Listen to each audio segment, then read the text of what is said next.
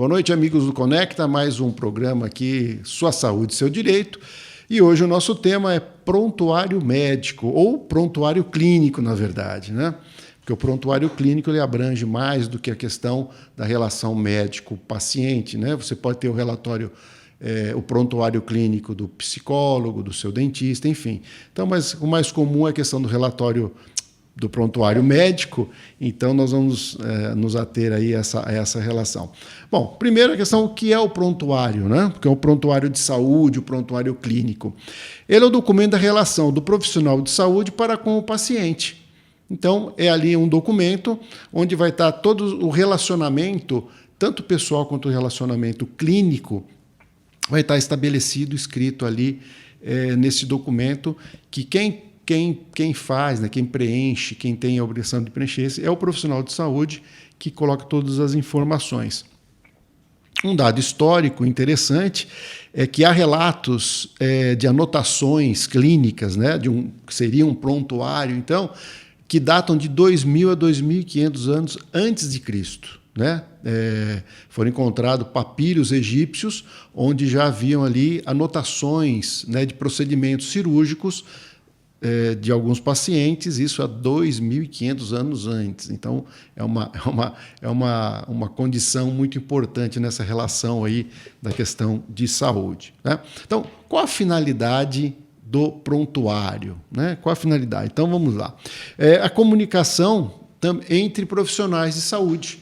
Então, ao passo que eu tenho um paciente e eu vou atender esse paciente, eu não preciso ficar perguntando para o paciente questões da sua saúde ou mesmo procurar os outros profissionais que o atenderam.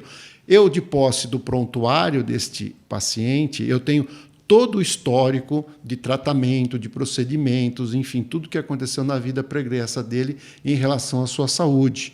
Então, é um histórico ali que está anotado essas situações, essas informações que são importantes para o novo tratamento ou para a continuidade do tratamento. Né?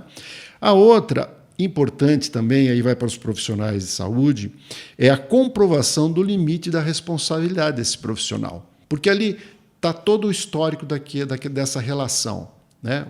Relação profissional ou médico-paciente. Então, está tudo aquilo que aconteceu, todas as informações passadas, todos os diagnósticos. Então, ali também você delimita, isso é importante para o profissional, você delimita a sua responsabilidade, né? Mostrando ali o que ele fez, o que ele explicou, todas as informações que foram passadas para o paciente e que no momento de uma dúvida quanto a qualquer procedimento, no prontuário está estabelecido que o profissional passou aquela informação, que o profissional tomou aquela atitude baseada no diagnóstico, enfim, é um documento muito, muito, muito importante, principalmente para o profissional de saúde.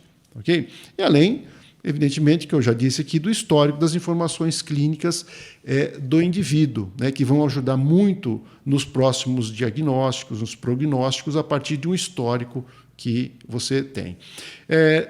Também é importante dizer que nós podemos ter mais de um prontuário. Então, eu posso ter um prontuário clínico ambulatorial, posso ter um prontuário clínico na clínica médica, no consultório do médico, ou do outro hospital, um prontuário de um procedimento que eu fiz. O interessante é que todos estejam unificados, mas nem sempre é possível em função da diversidade de estabelecimentos de saúde, de clínicas, enfim. Mas o importante é que cada profissional mantenha sempre esse prontuário muito bem preenchido.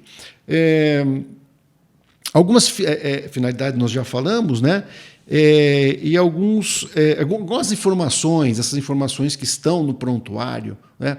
Quem tem acesso a essa informação? Então, de antemão, já digo, as informações de um prontuário de saúde, elas são extremamente sigilosas. Então, quem tem acesso a essa informação?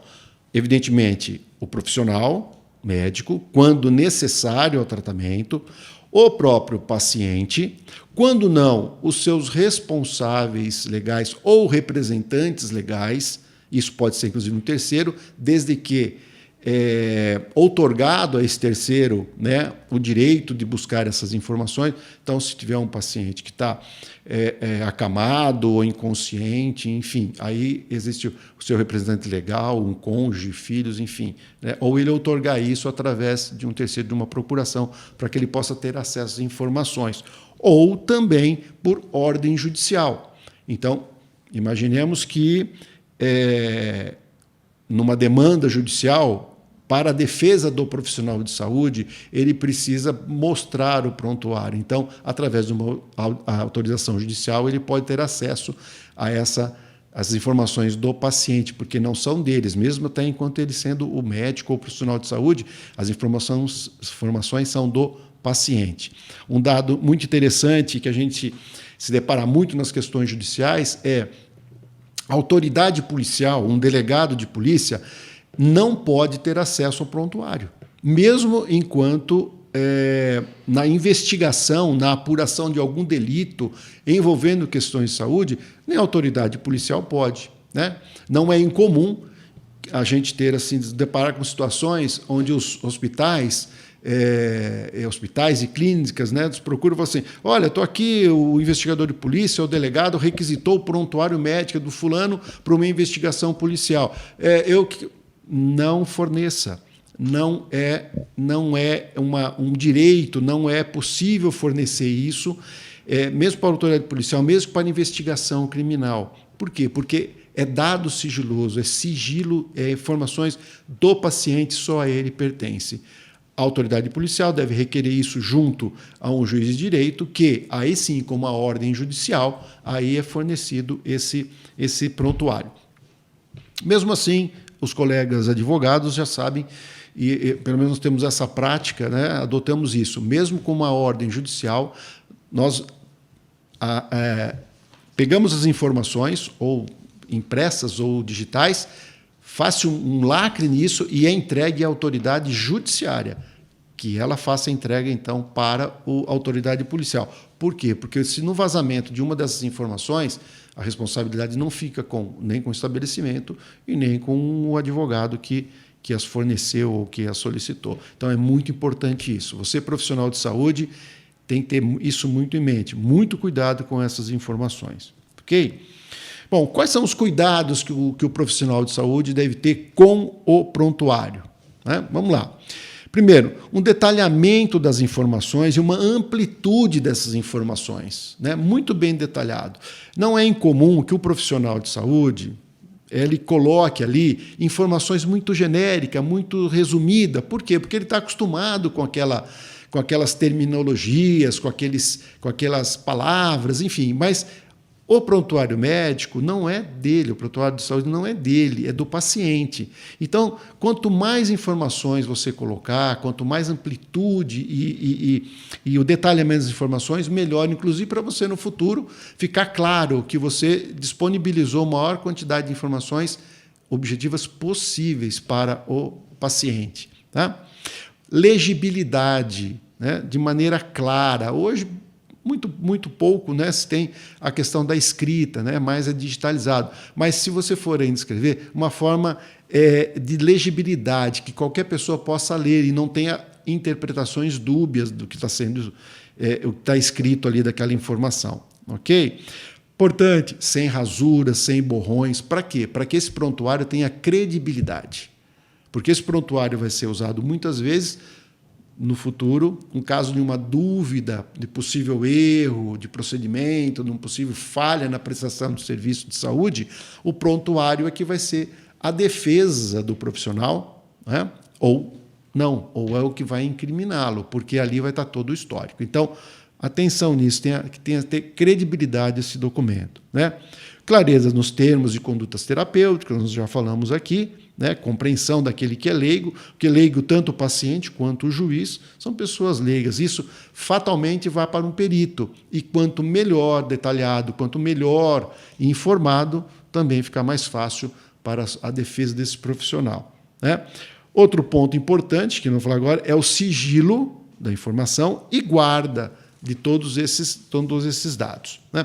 Na questão do sigilo, estamos tratando de dados sensíveis que estão já inseridos hoje na Lei Geral de Proteção de Dados. Além dos dados genéricos, nós temos as questões de raça, sexo e também de saúde. Então, dado de saúde é um dado sensível e deve ter uma atenção especial. Antes da Lei Geral de Proteção de Dados, o Conselho Regional de Medicina, o CFM, já tinha no Código de Ética Médica e os outros órgãos também da área de saúde, as questões do sigilo, da relação médico-paciente, relação do profissional de saúde com o seu paciente, né? Então, vamos para elucidar aqui.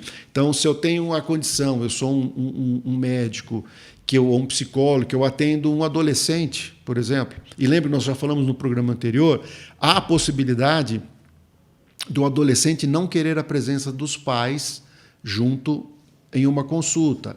Ele é permitido, a autonomia da vontade. Em determinado momento, esse menor ele acaba não confessando, mas dizendo que faz uso de algum tipo de droga, enfim, alguma coisa.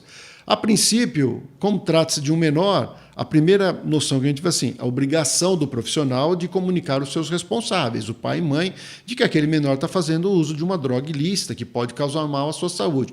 Porém, ele está impedido pelo sigilo, pela relação de confiança e pelo sigilo paciente, profissional de saúde ou médico.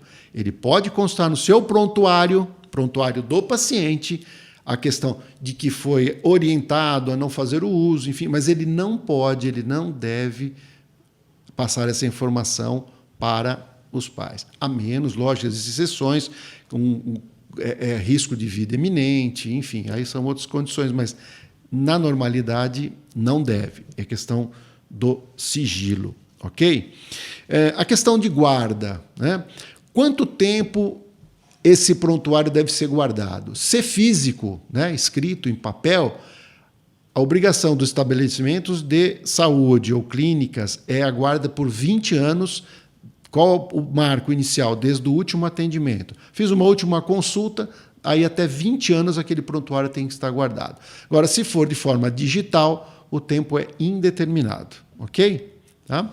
Então, algumas questões que também não são colocadas. Existe custo para entrega do prontuário? Não pode ser cobrado. É guarda do profissional do estabelecimento, mas os dados são meus. Então, não pode ser cobrado para fornecimento de um prontuário. Tá? Qual o tempo para entrega do prontuário? Tá? Tem um prazo, 30, 60, 90 dias, enfim. Não existe, a lei não determina um prazo, mas estabelece um prazo razoável. Né? O que seja um prazo razoável? Olha, se é só documentos que devem ser copiados, uma semana, 10 dias no máximo, né? Ou se alguma outra impossibilidade, mas um tempo razoável, vai de caso a caso aí, mas não tenha muita complexidade. Tá ok, meus amigos? Espero ter colaborado dessa noção muito básica da questão do prontuário, mas serve hoje mais a conversa aí para os nossos amigos profissionais da área de saúde. Tenham sempre isso muito bem registrado que você vai precisar, ok? Lembrando que nós estamos aguardando as suas perguntas, as suas sugestões em novos programas aí, Facebook, Instagram, Júnior Dezuani, tudo junto, tá? Ou mande a sua pergunta, a sua solicitação de tema aqui para o WhatsApp do Conecta, que é o 17, nosso DDD, 992489494. Obrigado, amigos. Até a próxima.